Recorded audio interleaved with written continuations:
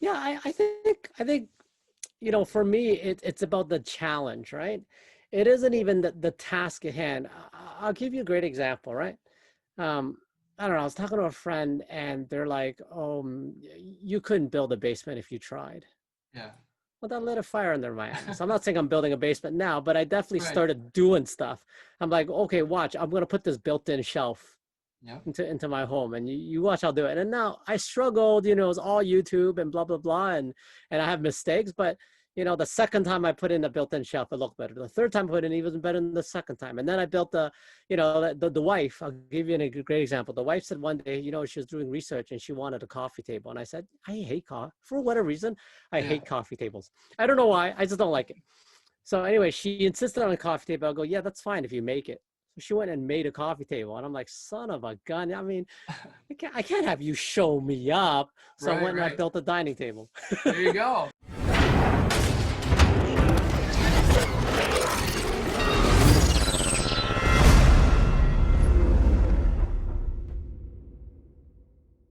Welcome. Hey, Eric, how's it going, man? Good. How are you today, Eric? Mr. Eric Lowe. I'm doing very well, thank you. This Awesome. is exciting.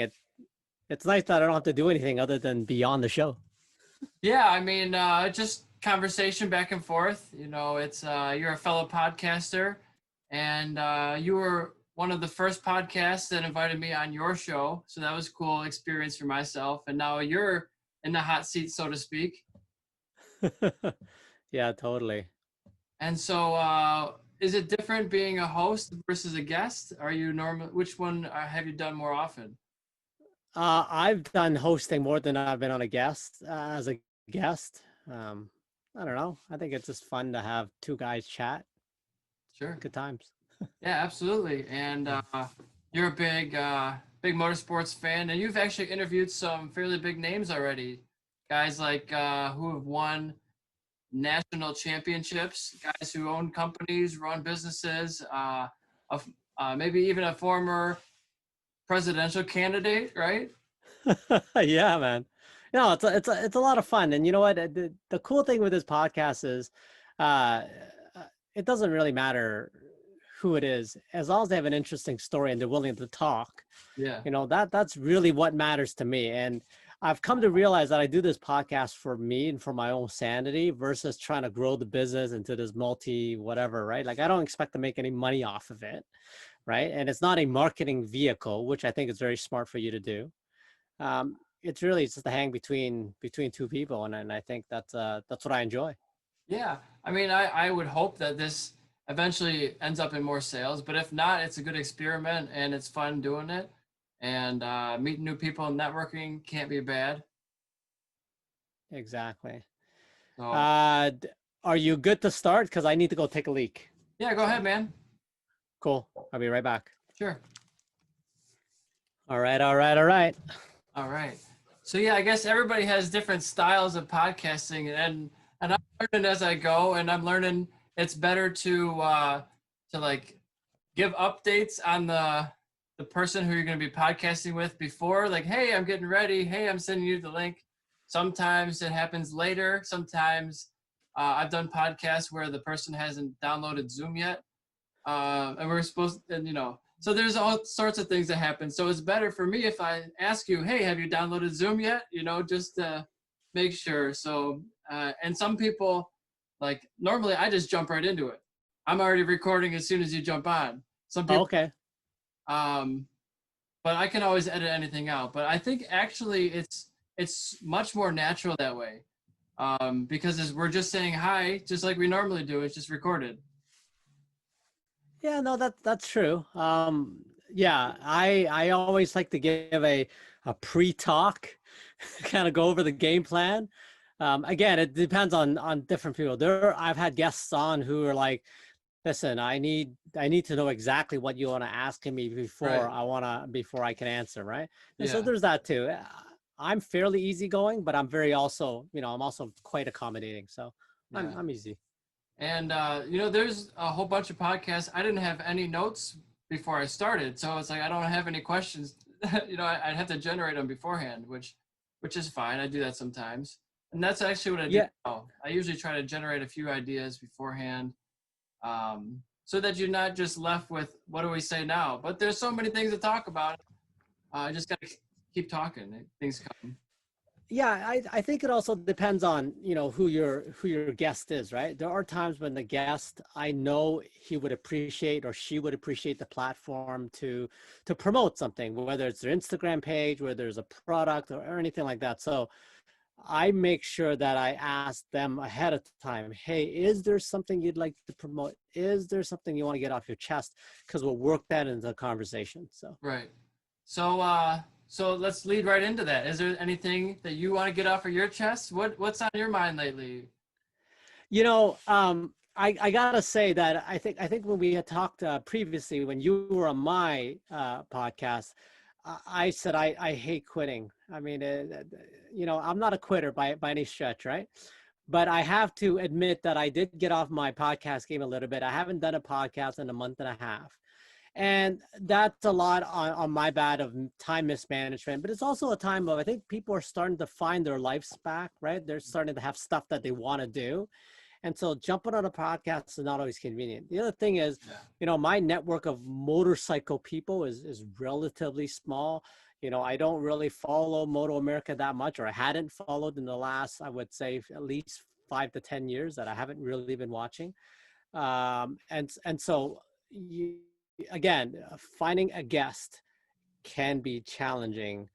But yeah, I did one with Brandon Hope. Okay. He is part owner of Hustle Hard Racing. Yeah. Okay. Anyways, yeah, we had a great time, and that's really re-sparked my love for doing this. And again, it's for me. I talked to somebody recently that tried to get her on the show, and she said something that's really good. She goes, it doesn't matter how many people watch, but if that one person who's seen it made a difference in their life, even for that next 5 minutes, dude, that's good enough. Yeah, absolutely. And I just think there's so many people out there consuming content. I keep thinking to myself, well, how much content are you producing? Not you particularly, but myself, really. And you don't have to do it every day or every week or even every month. If it's, something that ebbs and flows, that's fine too. I've been super busy and just squeezing this in. I'm like, I'm just happy to get this done because, I feel like, oh man, I can't even fit it in today, but I made the time and I'd love to talk to you. But sometimes it is pretty difficult also finding guests.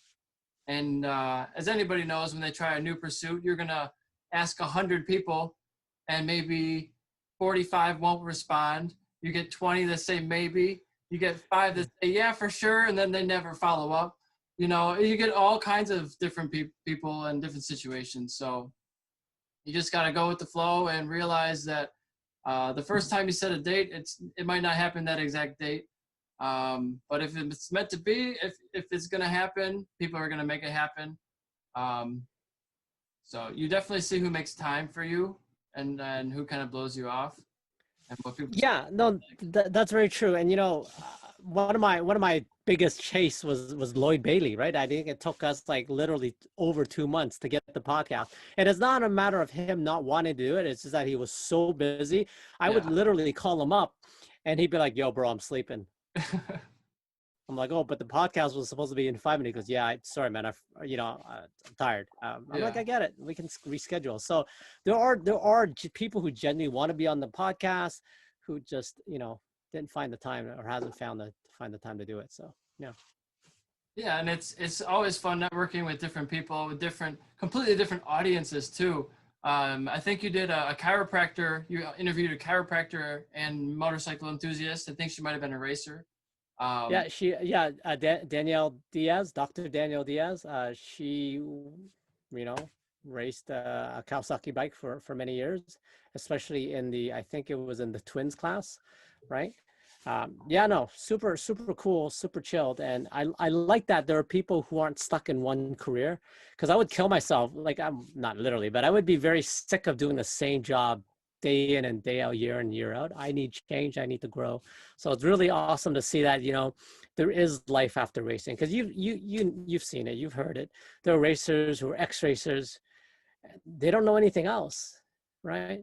You see it in fighting all the time, right? And like MMA, like all they do is fight. And then afterwards, it's very hard for some people to reinvent themselves. And I think we all need to learn how to do that. Yeah, you know, it was difficult for me, and it's still hard. Like every time I watch a race, like, man, I could be out there and fighting with them just as well. It's just I need money. Honestly, it sounds ridiculous, but I could be fighting out there with those guys, given the checkbook that they have, no question. They just got a lot more laps and a lot more money. So I still have that fire that I can't get rid of, and that's why I've just put my energies into building the business, which, you know, if I never go racing again, I'll end up with a business, which is great also. So, you know, I think it could be really good, and it's exciting to see where it goes. Yeah, I think, you know, for me, it's about the challenge, right? It isn't even the task at hand. I'll give you a great example, right? I don't know, I was talking to a friend and they're like, oh, you couldn't build a basement if you tried. Yeah. Well, that lit a fire under my ass. I'm not saying I'm building a basement now, but I definitely Right. started doing stuff. I'm like, okay, watch, I'm going to put this built-in shelf Yeah. into my home, and you watch, I'll do it. And now I struggled, you know, it was all YouTube and blah, blah, blah. And I have mistakes, but you know, the second time I put in a built-in shelf, it looked better. The third time I put in even better than the second time. And then I built you know, the wife, I'll give you a great example. The wife said one day, you know, she was doing research and she wanted a coffee table. And I said, I hate coffee. For whatever reason, I hate coffee tables. I don't know why, I just don't like it. So anyway, she insisted on a coffee table. I'll go, yeah, that's fine if you make it. So she went and made a coffee table. And I'm like, son of a gun. I mean, I can't have you show me up. So I went and I built a dining table. There you go. You got a duel of carpenters over there.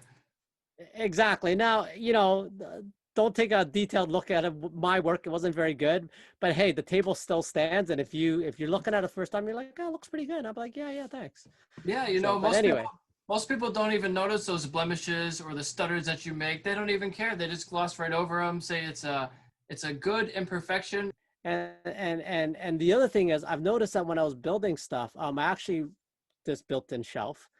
I've realized that I'm very, very, very detailed oriented on things that don't matter. For example, I'm putting a brace inside the wall, right? So that I can screw a shelf into this brace.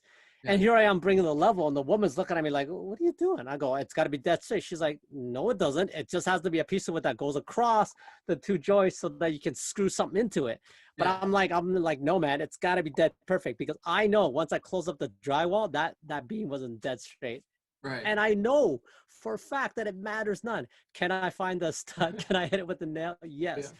So don't worry about it. Here I am taking, you know, good 5 minutes making sure it's dead straight before I screwed it in. So anyway. Well, there is something to be said about having attention to detail. I think that's extremely important. But you should also let go of the things that don't matter a little bit, right? Yeah, it's hard, but I try. And I think there's a important thing that I think I do right is perfection. I'm not sure how to say it. I'm going to paraphrase it. But perfection is not always great. You need to have some sort of finished product first, and then you can go back and make it perfect, right? Then you can improve it later. But if you never have a finished product, if you're always like trying to get 80% of the way there and you never finish your task, being a perfectionist can be detrimental in that aspect. I agree with you. And I'll give you a great example of where that's true. I used to own my own small business. I had a tiny little an idea of building apps for the iPad, and you know, I had a bunch of guys working with me to do that. And the number one ethos was, you know, put the blinders on and focus, but at the same time, make sure we hit, you know, a release, right? And you know, I'll be very honest, we weren't very successful. We didn't generate a lot of revenue. We didn't make a lot of money, but the reality is, when you talk to my, you know, really, really smart developer friends, they're all like, look, be proud of the fact that you release something. There's so many people who started a program, who started an app and never finished. Yeah. I would say it seems like most, because if they were successful with it, you'd think they'd be still doing it, right? I don't know. Yeah. So. Well, let me ask you this then. When do you know to quit, and when do you keep trucking on? Well, if you would have saw sales from a couple years ago, you'd have thought I'd been crazy to continue. Um, but you see sales this month, and you'd be like, oh wow, okay. Um, it just depends. I mean, if you're doing the same thing over and over and over and over, and it's not generating any different results, you're not trying anything new. It depends how long you can sustain it. If you think that some point in the horizon it could get better, continue. If that's what you want to do, if that's your motive, starting a business with no real investment at all out of your house is difficult. So it's going to take a long time. And when you're working at part-time, it's not going to be selling millions of dollars by tomorrow. So you just have to realize that it's going to take a little while. There is no right answer for everybody. It's different. But for me, I know that I'm going to have to change my path a little bit. It's not going to be exactly what I'm doing today. I think you just have to be flexible. If banging your head against the wall, it's not going to work. You have to move around and change what you're doing sometimes. If a certain product line or a certain category isn't selling or a marketplace isn't working, like I don't really sell much on Etsy anymore because I don't have a lot of handmade stuff in the first place, but I do have quite a bit of vintage products. So like records and old books, but those are so low dollar anyway. It's like, what's the point? So I just started selling many new brands online and trying to get all this stuff listed. Like we talked about before, that's all I'm doing is just trying to get these products listed. And we recently got M4 Performance Exhaust Systems listed all on eBay right now. They're not yet on Amazon or our website, but that's what we're working on also. And we've been selling a lot of them, and we just uploaded it. So it's a race exhaust is not the same cost as a book. So I'm very happy with that. It's going in the right direction. We just got Motool. They have a new V4 suspension setup tool. It's digital. It's got a Bluetooth right to your phone. You can keep data on your phone. Wow. You don't have to have 3 people to set your sag anymore on a bike, on a bicycle, a motorcycle, anything with a chain, basically. It'd be good for. Oh, wow. That's sweet. Yeah. One of the things I took away when we had spoken on my podcast was your ability to implement a strategy and then kind of letting go is not the right word. Okay. Not letting go, but allow room for it to breathe. So Yeah. I remember you telling me that, you would go and write these tutorials on how to list things on eBay or how to list things on Etsy, etc. But then after you've done the work, you're like, here you go, execute. Yep. And you kind of had the ability to sit back and not worry and fret. Whereas for me, I would be like calling up the guy saying, hey, have you done it yet? Have you done it? Have you done it yet? Yeah. Yeah. So that's how it was at first, for sure. I mean, or they do something wrong, I get angry. It's like, well, no, they don't know how to do it, so don't get mad at them. You just gotta hold their hand. And like my dad is a very smart guy. He's got 2 master's degrees, but he's not a computer genius. He's not a Excel master. So right. The manual had to be written for someone who doesn't know how to use the software in the first place. It's like a layman, someone who doesn't know how to do anything. Teach them from scratch. Now go. And like I've talked to the company who I've built this manual around, that the software we use. They don't even have anything like this. They said this is like the most detailed thing they've ever seen. Like, wow. They don't even have a manual for their own company like this. It's like, why would you not develop this so that everybody else using your software would have an easier time using it? I don't understand. So, well, that is one of the failings of medium or small to medium sized companies, right? A lot of times it is about learning just through what the other guy has done. So yeah, putting a help file together is actually one of the most underappreciated jobs in the world, right? Yeah. First of all, it's hard as anything to do. It's tedious, but you have to be very specific. You have to try to eliminate all the filler words and everything you don't need. Just right to the point. This is what you need to do. Here's the buttons you got to press. Yeah, I think the best help files is actually grammatically incorrect. for me, because Yeah. I just want to know the keywords and the key steps, right? Yeah. And maybe a couple of pictures. Yeah. That's one thing I need to add is I don't have screenshots. So it's already a very long 50-page manual now. So it's gonna be ridiculous. That's why I didn't want to do that in the first place. But I think it'd be beneficial in some instances. Now, let me ask you a question in regards to, help file. Are you a guy who prefers reading a web page or a website on how to do X, or would you rather be on a YouTube video watching how that guy does it? It depends. Like there's certain things. I guess if it was mechanic related, I'd probably watch a YouTube video and then probably see a diagram, and see the parts and everything. But if it's probably something for the computer or Excel, I probably look at they have a couple websites for Excel that you can pay for. I don't. I just used it free trials a couple of times. That you give them a problem and they'll give you an answer in 15 minutes, no questions asked. Like 100%, they'll give you the right answer in 15 minutes or less, and for any Excel question. And there's a lot of Excel stuff that I'm doing that it's difficult. There's stuff that different formulas and match indices and VLOOKUPs and all this stuff. It's I've learned a lot from doing this, and there's nobody else to ask. So when you're doing your podcast, I'm sure there's stuff that you run into that's problematic, whether it's finding a guest or editing the footage. So what are some of the things that you run into problems with that you've maybe overcome or that you still have issues with? Number one thing was learning Adobe Premiere, having an editing software. I've known some other editing software, but they weren't very professional.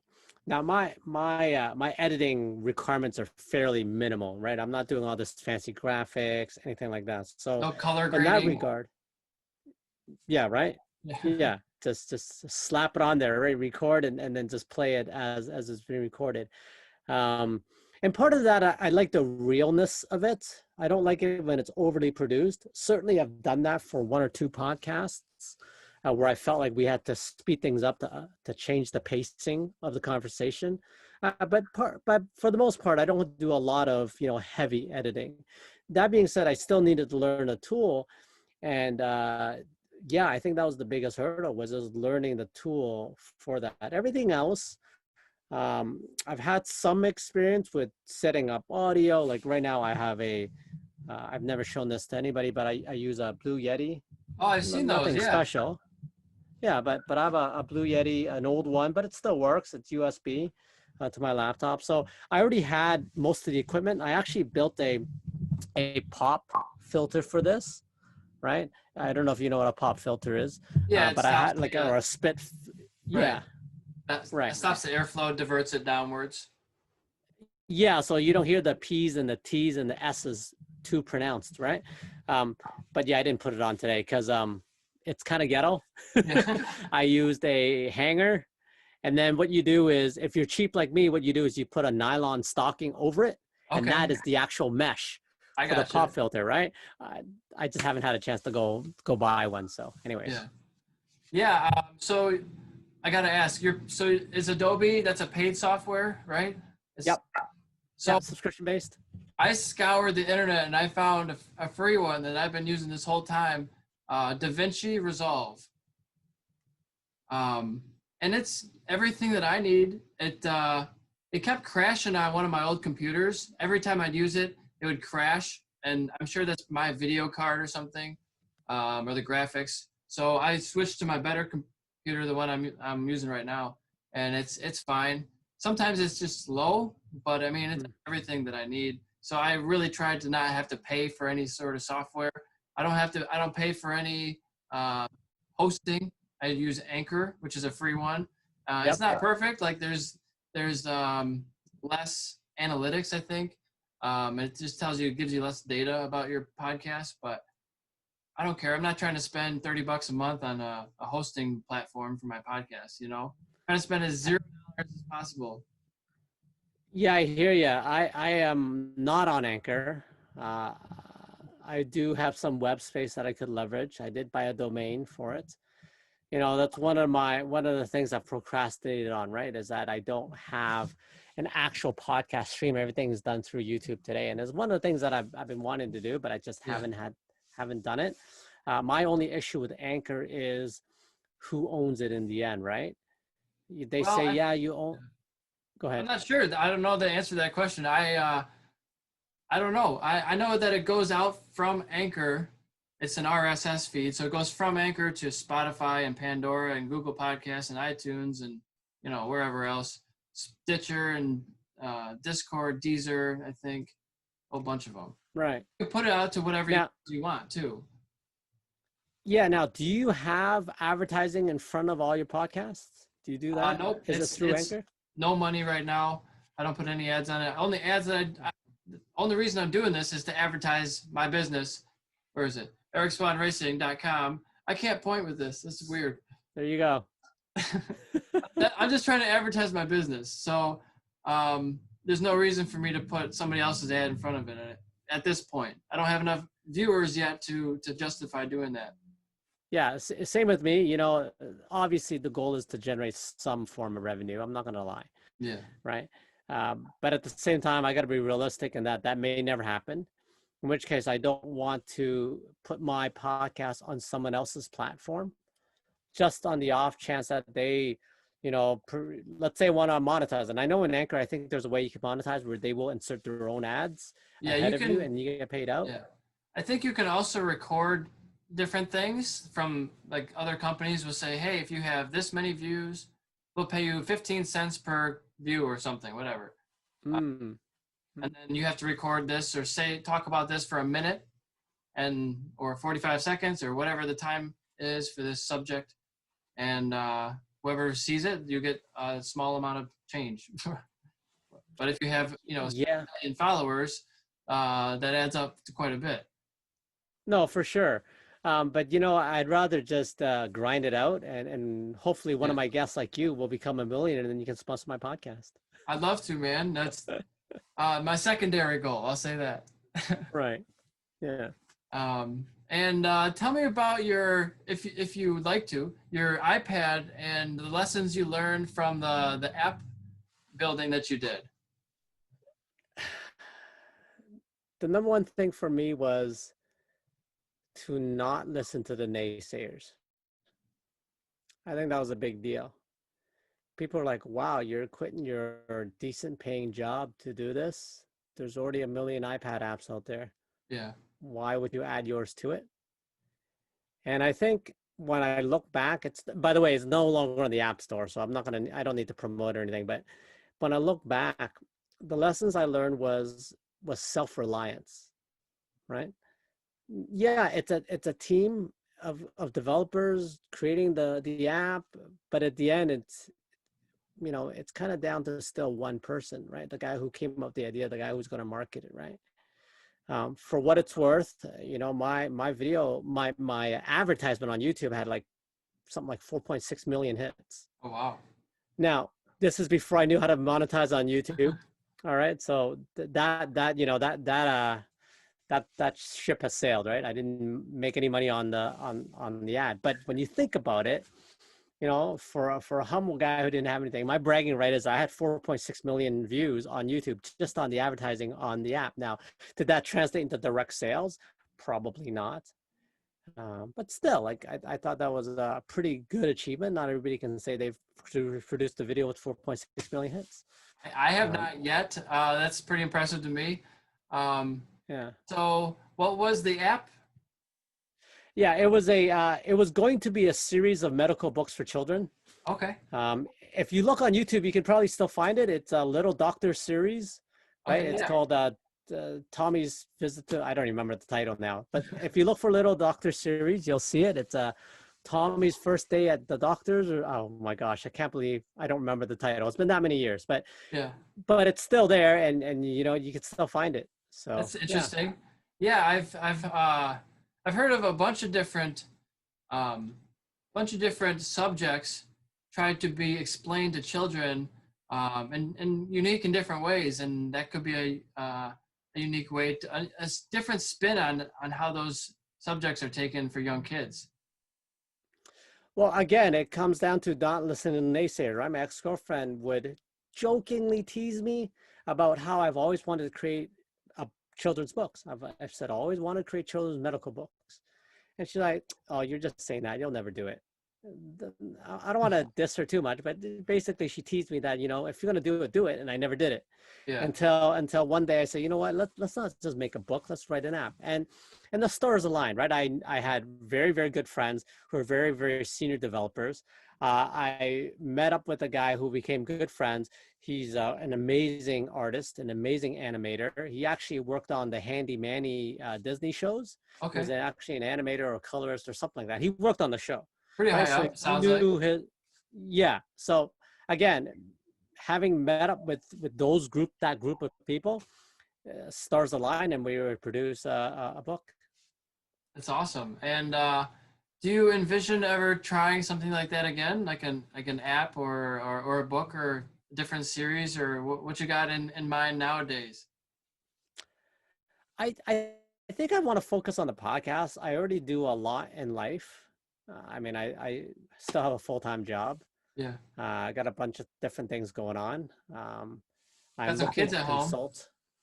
I got some kids at home, but I'm also looking to consult for a couple of businesses to try to get them started. So I already do a lot in my time, right? So I don't know if creating an app or another side business is in the cards. But who knows? I mean, if the idea is right and I have an energetic group of guys who are willing to do it, yeah, I'm in. And so I've never tried to code anything really other than a couple of HTML lines for my packing slips and that kind of stuff. What does a team of coders look like to develop an iPad app? How many people are you talking? And that's everybody's working full time on this? No, we weren't full-time on this. We had a couple of guys who were senior guys. We had the one artist. Yeah. And then it was me, and I did all the voice recording. I did all the sound engineering, and that's why I have the Blue Yeti, by the way. And that's why I know a little bit about recording. Okay. I learned how to use a bunch of software on the Windows to get that sound correct. I learned Adobe Photoshop in order for me to edit the pictures that he had created and animate it, right? So, and then just getting my two developers to come up with a framework that they can build each page and animate each page, right? So, it was a great learning experience. I'll be honest. I wish I'd made more money, but. Yeah, we all do, right? Yep. Yeah.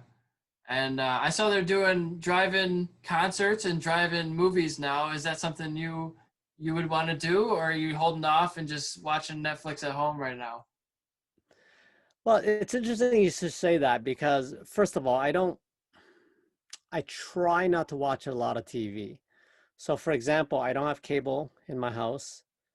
I don't have Netflix. And so whatever show I watch is whatever, HGTV, whatever they're streaming on their website that I have access to, I'll do that, right? Like NBC, they have some streaming TV shows. I'll watch those if it comes about. So I want to say I don't watch a lot of television. Will I go to the drive-in? Have you ever been to a drive-in? Maybe when I was younger. I don't remember. I'd say no. There's one near my house that I grew up in, but I don't remember ever going there. But I've seen them pop up at grocery stores and the side of buildings sometimes.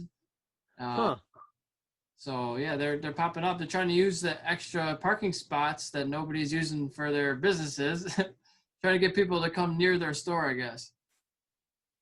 That's actually a pretty smart thing to have a grocery store project a movie for the night, and then hey, what'd be cool if they had the streaming rights to something like Master Chef.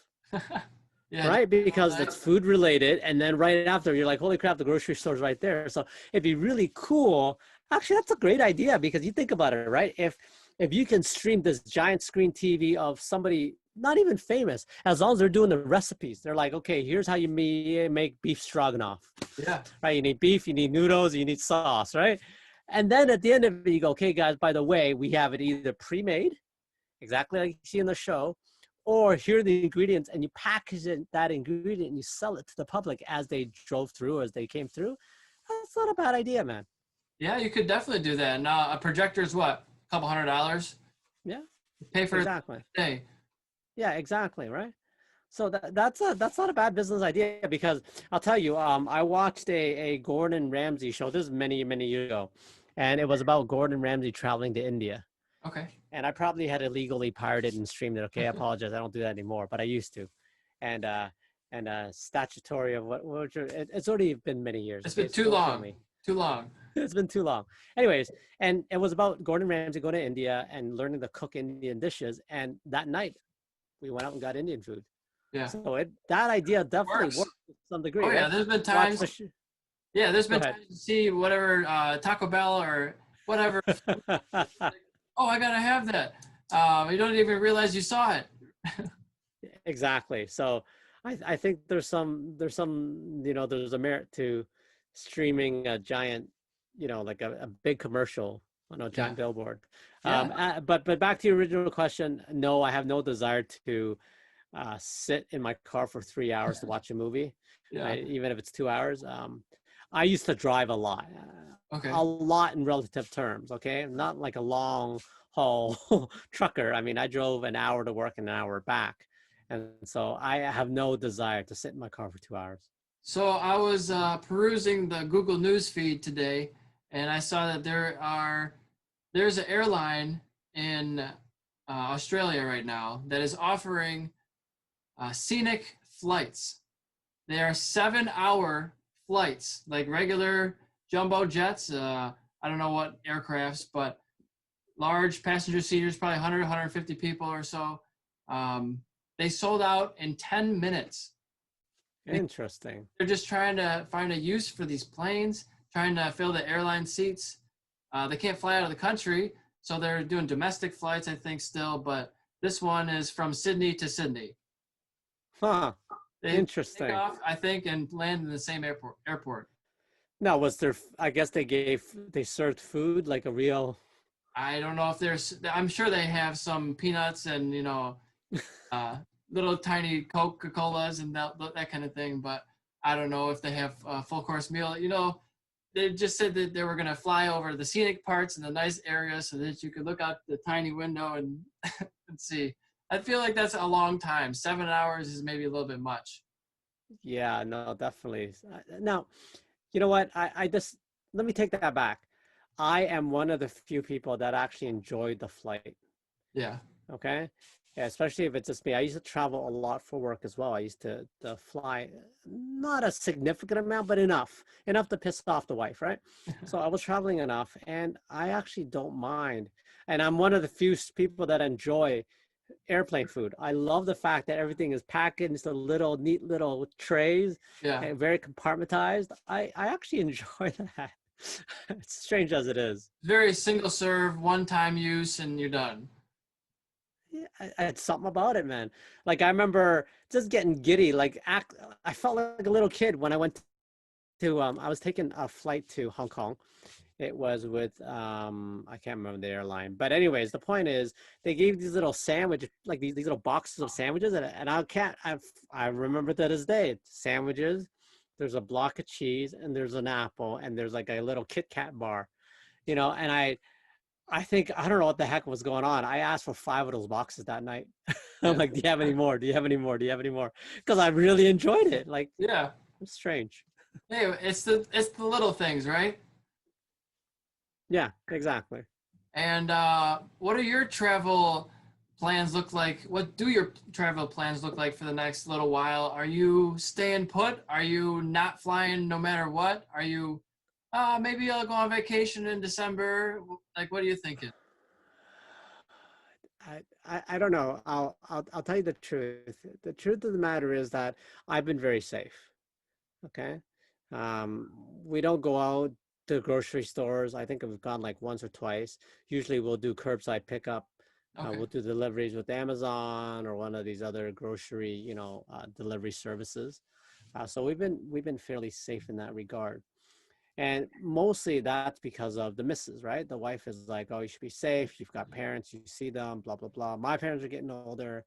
And, and I don't tease her because I know she just wants to do it right. She just doesn't Yeah. want to get anybody sick. Okay. And we don't have to talk about the politics of whether, people can get sick or not, or you should wear a mask or not. The point is we are trying to do our bit to stay safe. That's it. It begins with us and it kind of ends with us.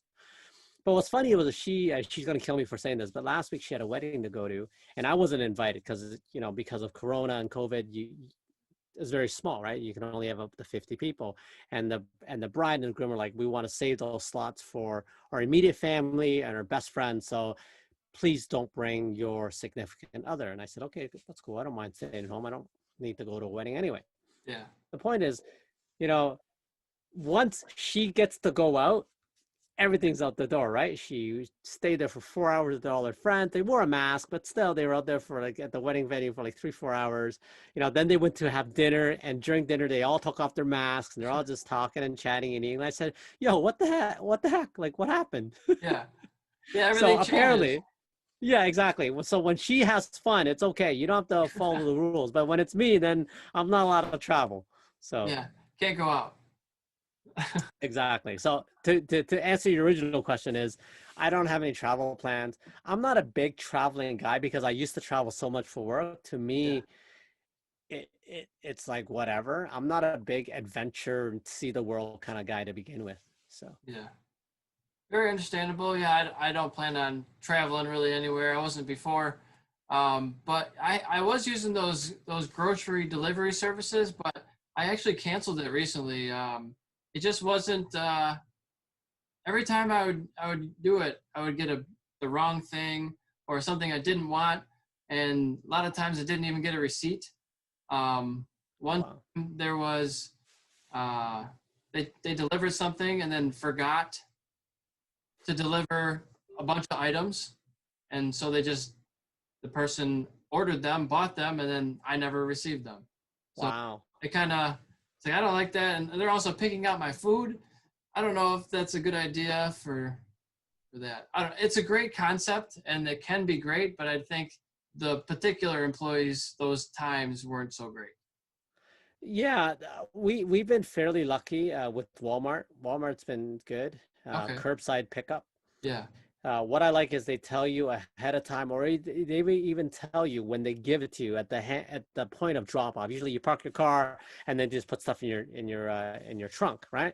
Mhm. So they will even tell you during that period that as they're putting stuff in the grocery, they're like, hey, you know what? We didn't have lamb, so we're going to give you beef. I don't know why I said lamb and beef, but they Sure. tell you what the substitutions are and they tell you ahead of time. And at any point you can say, you know what, that broccoli that I ordered, dude, that's way small. I don't want it. Yeah. And they're fine with taking it back and giving you a refund. That's So good. they've been fairly good. It also depends on the Walmart itself. I find we've got two local-ish Walmart that we can drive to, and one of them is very good with finding everything, and the second one, it's like substitute, like I don't know, 1/4 of the stuff that I had ordered. So I think it's luck of the draw. Costco's been fairly good, and I think one of the things I find surprisingly good is supporting local butchers. Mm. There's a couple of butchers that we order from, and the product is way better. Like their chicken is, and I never thought I would be able to say, you know what, chicken really does taste better from this guy, but chicken Yeah. really does taste better from this one company. Wow. So it's a Okay. little bit more expensive. Yeah. Okay. I'm not saying it's worth it, but it's fine. Yeah. It's a reasonable price. It sounds like. Yeah, and I guess it helps being living in a fairly big market, right? I live basically in Toronto, right? Like just in the suburbs of Toronto. So we have a big enough population that we can pick and choose and be a little bit more picky. Okay. Yeah. And tell me about Canada and how's Canada treating you, and what's going on in your world over there. Canada treated me fantastic as an immigrant, as first generation immigrant. I have nothing but great things to say about Canada, my adopted country. I came when I was early, so I, I've been here since I was 9. But I'm very thankful to my parents for bringing me to Canada because I know I wouldn't have done well had I stayed in Hong Kong. The education system there is it's brutal, right? It's very hard. I'm not a very studious guy. I'm very thankful for the fact that, English is not my first language, but, it pretty much is because I've been here so long.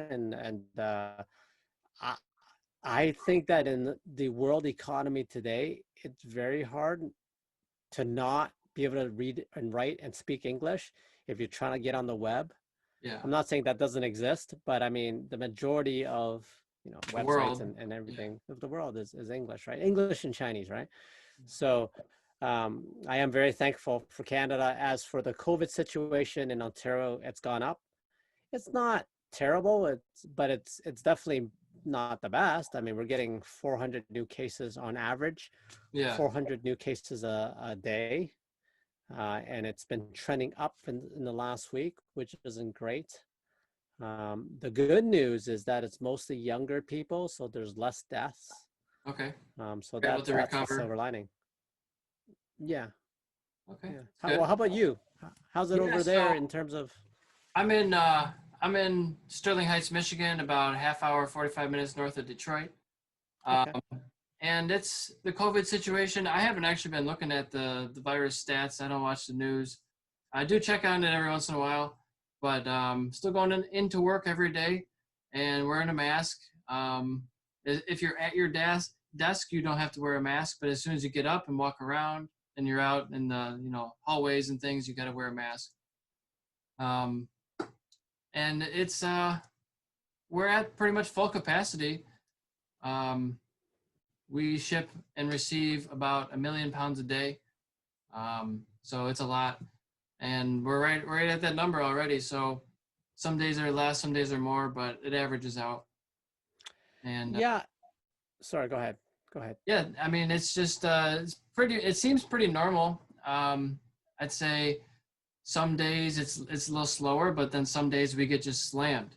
Some days we're completely booked from start to finish and not a single appointment slot open. So we could have 50 semi trucks a day. It's a lot. Wow, that's crazy. Yeah. I know I'm going to get a little bit of flack for it, but my personal views on mask is just put it on. It's not going to kill you having it on. We know from experts in breathing and breathing techniques, Joe Rogan podcast talked about it. There's a guy who's done it. Yeah, there's a bunch of people, but if you read the literature, the reality is we don't have to breathe. We don't have to hyperventilate every second to get oxygen into our body, right? So you see these guys on YouTube saying, oh, I have an O2 sensor tucked under my mask, and you can see there's more CO2, there's less oxygen. I agree with you, right?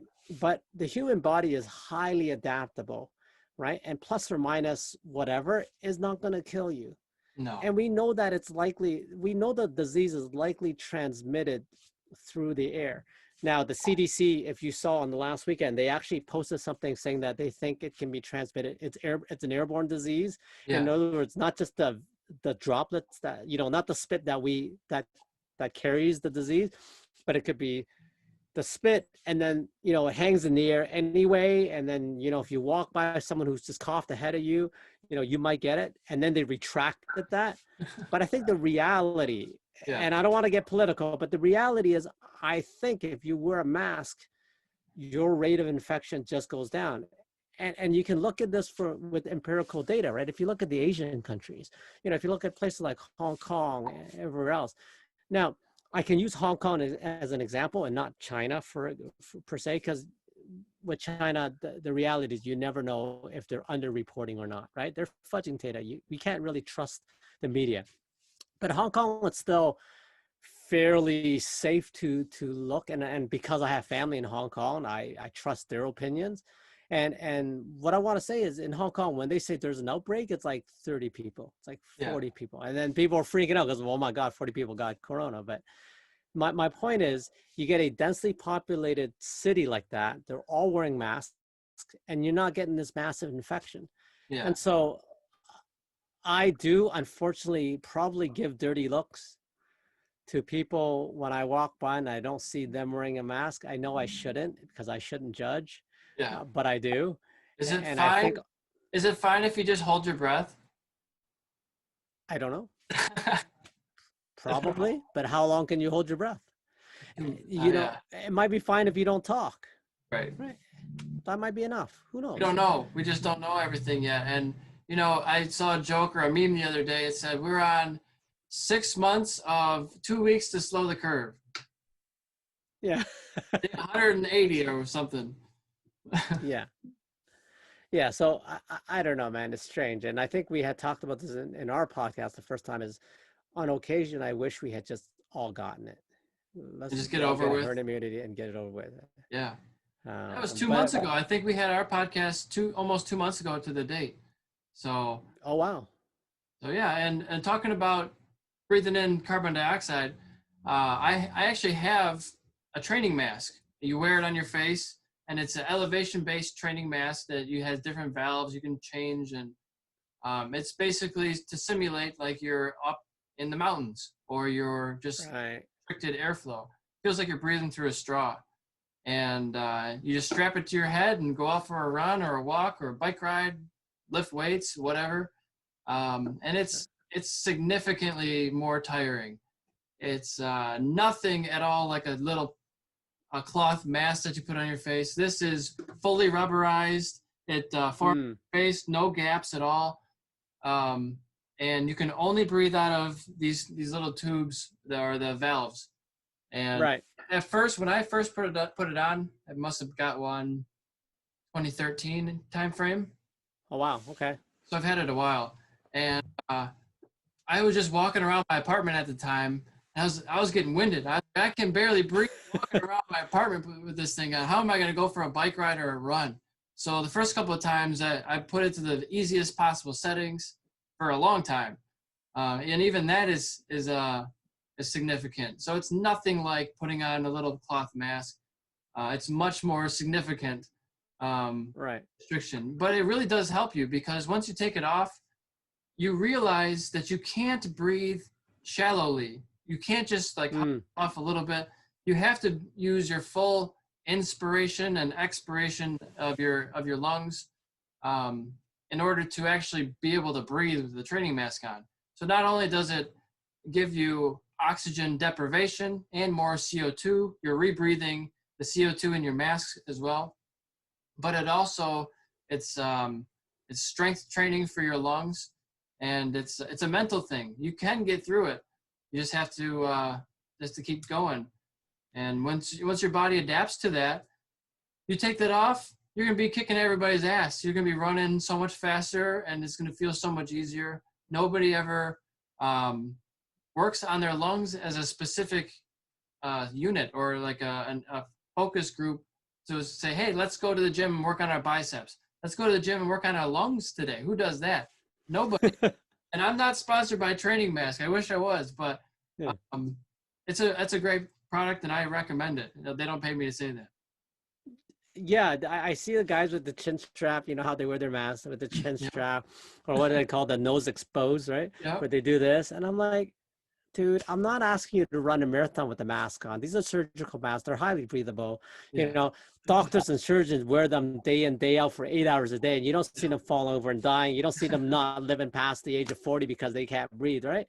Like, dude, I'm not saying you're sick and I don't want you to get sick, but nobody knows. That's the only weird thing about COVID is you could totally be asymptomatic and be a transmitter.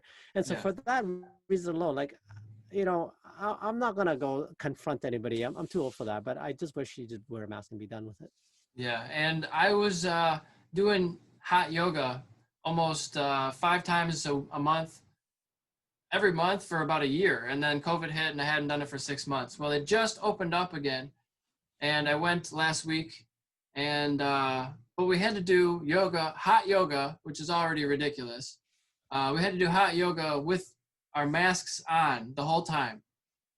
Wow. I thought that was excessive because if you can sit down at a restaurant and eat without a mask on, you think we were distanced. They were all spaced apart. There weren't that many people in the class. Usually there's 40. I don't know. Yeah. There's a 40 maybe in the class. Yeah. Or 18 I counted with the instructors. So it was like half. And we're all spaced out. So I think that was a little excessive. I didn't like that, but I don't know. Is that too close to be 6 feet apart? Can you take your mask off if you're 6 feet apart in a restaurant? Is that different? Does that matter? Yeah, who knows, right? I mean, I guess their concern is the recirculation of the air, right? Yeah. I know my dentist spent a bunch of money to upgrade their ventilation system so that, the air recirculation didn't happen as aggressively as it once did. They probably put a ton of filters in between.